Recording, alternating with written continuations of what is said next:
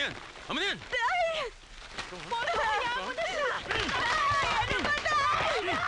Tay, ano ba kayo, Tay? Hirap ko lang yung iba dyan eh! Ikaw bahalang managot sa mga hiniraman mo. At tigilan mo yung kaibangan mo sa pagkanta at pagsayaw mo!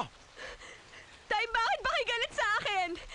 Dahil ba wala kayong pagbalang sa sarili ninyo? Poldo, huwag naman ganon! Huwag kayong mag-alam. Ano nangyayari dito? Poldo, umalis ka na! Oo, aalis kami. Tayo na! Ikaw lang! Tama na! Gusto niyo mawala ako rito. Para alilain niyo ang mag-ina ko. Mabait lang kayo sa amin dahil kailangan niyo kami. Itigil mo yan! Palamunin ka lang dito! Poldo, umalis ka na. Ayaw namin ang gulo dito sa bahay, ha? Bakit ang pamilya niyo maayos? Umalis ka na! Oo! Sige na! Halika na! Halika na! Ayoko! Ate! Tay! Ate! Sige! Kumampi kayo sa kanila! Kung di ko pa alam ang baho ng pamilya niyo, Umalis ka na dito, ha? Umalis ka na! Ayop to! ano ba? Huwag mo ganyan yung tao. Huwag ganyanin ng tao! Ano gusto mo? Basusin tayo dito sa sarili natin pamahay? Ha?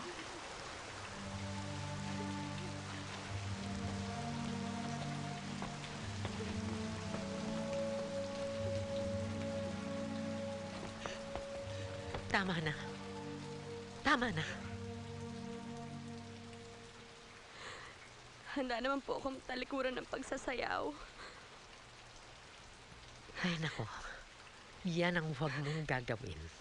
Sundin mo ang hilig mo sapagkat yan lamang ang magbibigay sa iyo ng ganap na katuparan. Ha?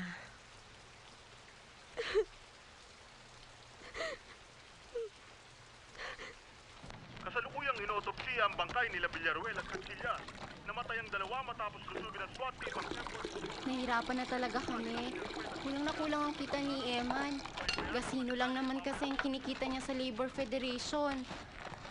Kahit na ba magtinda-tinda ako, magkano lang naman yun. Huwag ka na ngang mahiyang tanggapin ito.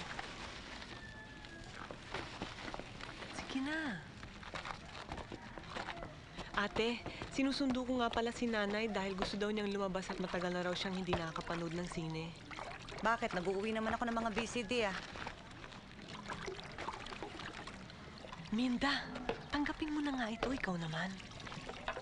Salamat. Sa katapusan, babayaran din kita. Sige.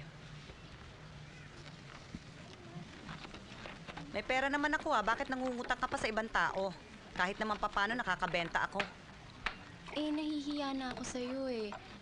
Marami na akong utang sa'yo. Eh, hindi naman kita sinisingil, ah. Kaya nga ako nahihiya. Hindi naman ako ibang tao, ate.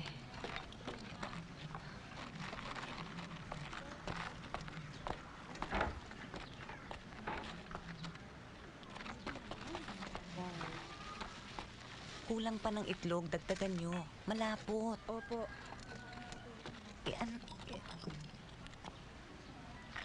Ate, sandali. Bakit ka ba galit? Ano bang naging atraso ko sa'yo? Wala kang pakiramdam, nakakasakit ka na, hindi mo pa alam. Wala akong naaalala naging kasalanan sa'yo. Ako ang takbuhan mo nung araw nung may problema ka. Hindi ko naman pinagkakaila yun, ah. Lagi kitang pinagtatakpan sa nanay. Nung nabuntis ka at nagkaanak, nasa na ba ako sa buhay mo? Anong ina-expect mo, ate? Lapitan kita sa lahat ng bagay. Nang malaman ng nanay na nabuntis ka at pinagalitan ka, sino ba sinisi mo? Diba ako? Sinabi mo, masama akong impluensya sa'yo.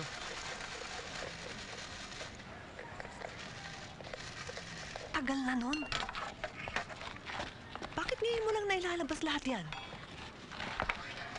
Teka, aminin mo rin, ate. Ginamit mo rin ako nun.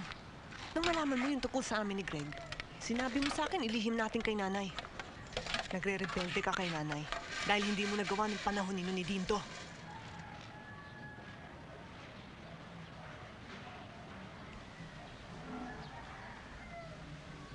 Ginawa ko lahat yun para sa'yo.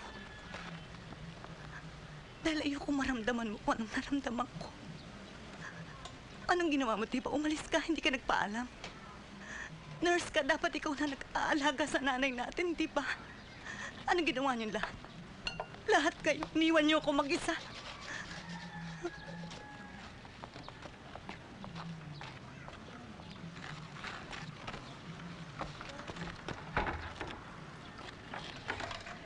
Hirap din ako.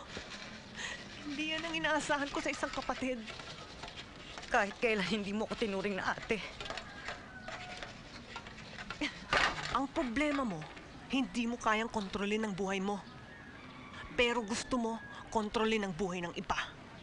Nagpabait-baitan ka. Kung nakamamatay ang idealismo para sa iba, nakakasira naman daw sa akin ang aking sobrang kabaitan at kakimian kung si Gloria ang paniniwalaan.